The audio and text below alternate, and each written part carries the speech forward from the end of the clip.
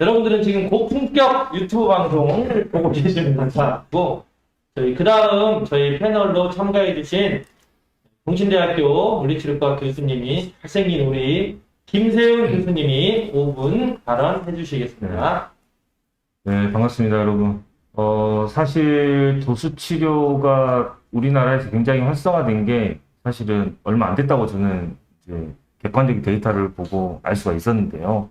도수치료가 활성화되니까 사실은 개인적으로는 도수치료에 대한 것이 저희한테 실생활에서 굉장히 조금 도움이 많이 되는 분야이기도 합니다. 근데 사실 제목이 지금 도수치료 과연 누가 해야 되는가? 이 제목 자체에 저는 사실 불만족스럽습니다. 우리 시골 문자 선생님.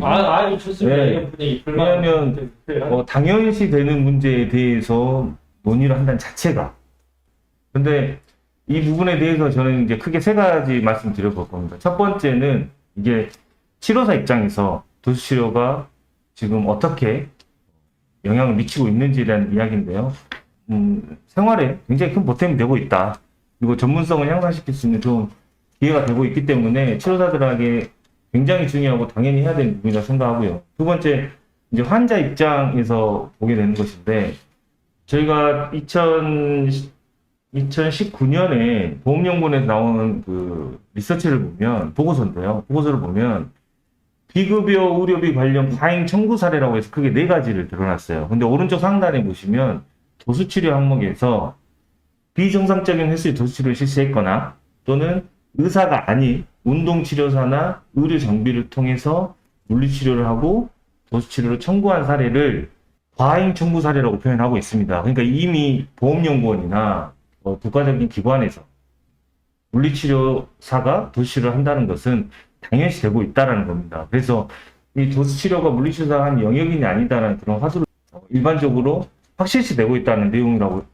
서울시에서 도수치료를 하고 있는 병원들 870개 정도 되는 병원에서 도수치료를 어떻게 행하고 있는지를 조사한 보고서인데, 저는 이제 제 개인적인 이야기보다는 이런 자료를 통해서 우리가 현재 도수치료가 어떤지를 좀 500명에게 리서치를 한 결과 제가 빨간색으로 박스를 두 개를 해놨는데요. 첫 번째는 도수치료를 시행하는 시술자의 자격이나 정보를 제공받지 못했다라는 것에 대한 불만이 굉장히 크고 있고요. 그 다음에 또 밑에 빨간색 박스 보면 의사나 물리치료사 아닌 자가 도수치료를 한 적이 있다라고 설문에 응답을 하고 있습니다.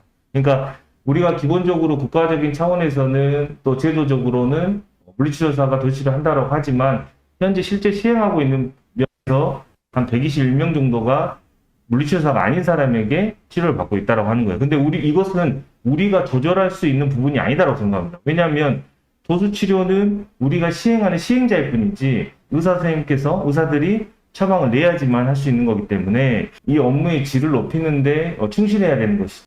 당연히 앞에 리서치에서 보면은 한 120명 정도가 물리치료사가 아닌 사람에게 치료를 받았대요. 그렇기 때문에 당연히 이 결과에서도 도수치료를 받고 부작용이 발생했다라고 응답을 하고 있습니다. 그래서 이 보고서만 보다 하더라도 도수치료에 대한 전문가가 아닌 사람들이 시행을 했을 때 이런 부작용들이 이미 나타나고 있다는 겁니다. 근데 이 보고서는 한국 소비자원에서 조사한 거기 때문에 신뢰도가 굉장히 높다라고 할 수가 있겠어요. 그래서 이런 면들을 판단할 수 있기 때문에 질적 수준을 좀 높이는 게 필요하다고 생각합니다.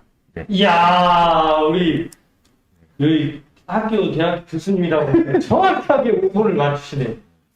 도수치료 과연 누가 해야 되는가?